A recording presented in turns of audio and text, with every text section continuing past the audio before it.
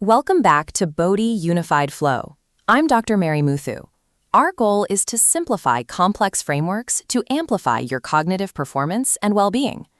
Today, we conduct a clinical deconstruction of the first noble truth of Buddhism, known in Pali as Dukkha-Sacca.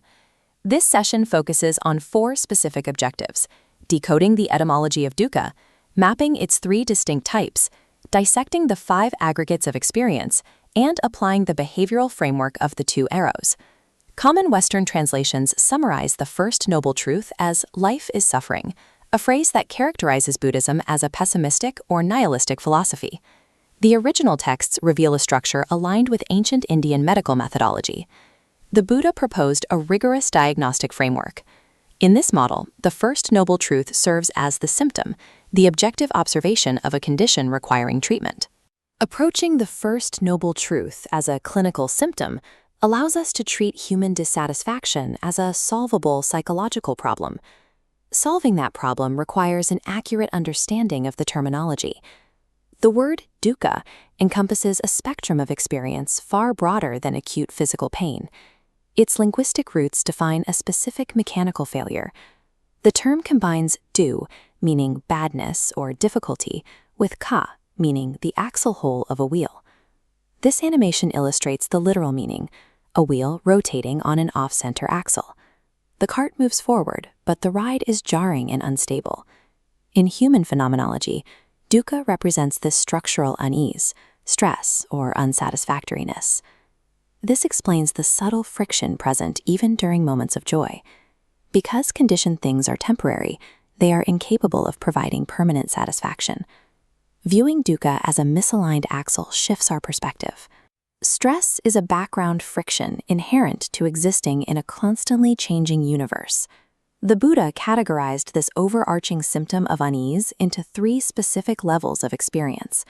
The first level is dukkha-dukkha, or the suffering of suffering. This is the unavoidable physical and mental pain of biological existence, including illness, injury, and the aging process. The second level is viparinama dukkha, the suffering of change. This represents the frustration of disappearing happiness. It describes the anxiety that pleasant conditions will end and the grief experienced when they do. The third level is sankhara dukkha, the suffering of conditioned existence. This is a state of existential groundlessness, the fundamental stress of trying to maintain a fixed identity in a reality of constant flux. Stratifying the symptom provides a diagnostic tool. We move from blind emotional reactivity to precise observation, identifying the exact source of our stress. The Buddha provided a clinical summary of this condition. In short, the 5 clinging aggregates are dukkha. This model defines the person as a real-time assembly of 5 changing processes. Identity is a flow rather than a permanent inner core. The first aggregate is form, or rupa.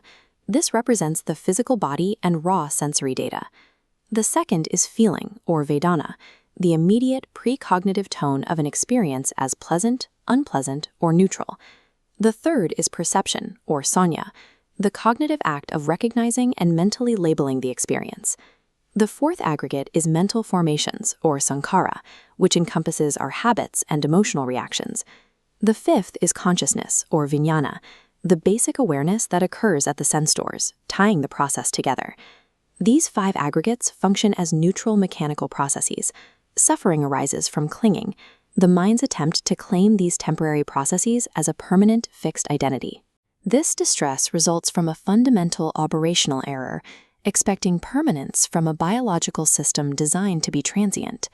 The parable of the 2 arrows provides a behavioral model for this diagnosis.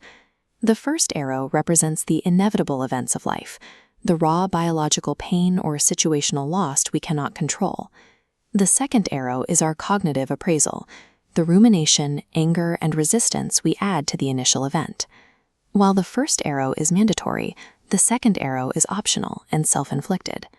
This model correlates with modern neuroscience. The first arrow activates the amygdala and somatosensory cortex, registering the primary distress. The second arrow activates prefrontal areas linked to worry and judgment, effectively doubling the brain's distress signal. This creates the behavioral equation of the first noble truth. pain multiplied by resistance equals suffering. Accepting the pain of the first arrow without adding the mental resistance of clinging to the aggregates breaks the equation, preventing the second arrow. Diagnosing the exact nature of dukkha provides the realist strategy required to overcome cognitive resistance. Dukkha is a structural unsatisfactoriness and an ambient friction inherent to conditioned existence. This constant unease is driven by our operational error of clinging to temporary processes as a permanent self. We possess the neurological capacity to eliminate the second arrow through mindful awareness and acceptance. By redefining dukkha, mapping the aggregates, and applying the behavioral framework of the two arrows, we have established the clinical path to liberation. Thank you for watching Bodhi Unified Flow. Pay close attention to your own second arrows this week.